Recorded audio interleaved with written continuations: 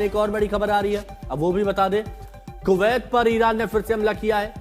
Kuwait international airport पर बड़ा हमला हुआ है। ईरान ने एयरपोर्ट को निशाना बनाया है। ये बड़ी खबर है। अब क्यों बड़ी खबर है, एक बार फिर आपको कल पजेश्कियान का वो बयान याद दिलाते हैं, जब पजेश्कियान ये कह रहे थे कि हम अपने पड़ोसी देशों पर हमला नहीं करेंगे। तब तक नहीं करेंगे जब तक उनकी जमीन से ईरान पर हमला ना हो। लेकिन यहां कुवैत पर हमला होता है, और कौन करता है? ईरान करता है। कहां पर करता है? कुवैत का इंटरनेशनल एयरपोर्ट, उसको निशाना बनाते हुए ईरान हमला करता है, कुवैत के इंटरनेशनल एयरपोर्ट को। और ये ड्रोन से हमला किया जा रहा है।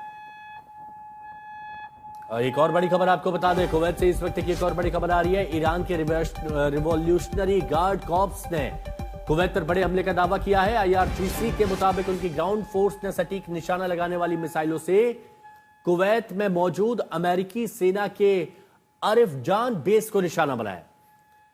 फिर समझिए, यह बड़ी खबर है क्योंकि अरिफजान कैंप पर आईआरजीसी ने हमले का दावा किया है। प्रिसिजन गाइडेड मिसाइलों से हमले की बात कही गई है और निशाना बनाया गया है। ईरान का कहना है कि हमला अमेरिकी सैन्य ठिकानों के खिलाफ की गई कार्रवाई का हिस्सा है।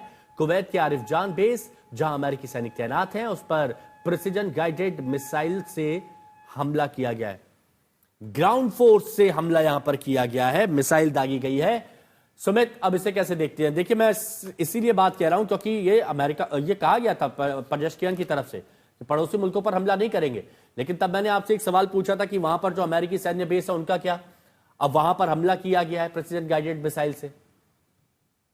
देखिए, एक बात तय थी, आपको याद होगा जो राष्ट्रपति हैं ईरान के, उन्होंने ये साफ तौर पे कहा था कि हम हमले नहीं करेंगे, खास तौर पे दुबई के इन इलाकों में या फिर दूसरे मुल्कों पे। लेकिन उन्होंने एक अपनी स्टेटमेंट में ये भी बात जाहिर कर दी थी कि अगर हमें ये पता लगा कि हमारे ऊपर किसी तरीके का अटैक हो रहा है और इन बेसिस का इस्तेमाल किया जा रहा है, तो हम फिर दोबारा से अटैक करेंगे। तो निश्चित तौर पर ईरान ये बात जस्टिफाई करता आया है कि देखिए, अगर जब भी इन जगहों से हम पर अटैक होंगे, पिछले कुछ घंटों में अगर आप देखें, तेहरान पर जिस तरीके से बड़े अटैक किए गए हैं, उनकी ऑयल रिफाइनरीज पर अटैक किए गए हैं, उनके बड़े कमांड एंड कंट्रोल सेंटर्स पर जी। अटैक किए गए हैं, उनके उनके जो आप कह सकते हैं कि हाँ। उनके जो इको सिस्टम को, इकोनॉमिक सिस्टम्स को बर्बाद कर, आर्थिक ढांचे को बर्बाद करने के लिए अटैक किए जा रहे हैं, वो निश्चित तौर पर ईरान के लिए एक बड़ी वो आप कह सकते हैं कि बौखलाहट है कि ईरान अब ये मानता है कि वो अब भी हमले अपने नहीं रोकेगा। इसी वजह से कुवैत में अमेरिकी बेस पर उसने हमले किए हैं। इसके अलावा उसके कई जगहों पर इस तरीके के अटैक करने की कोशिश की गई है।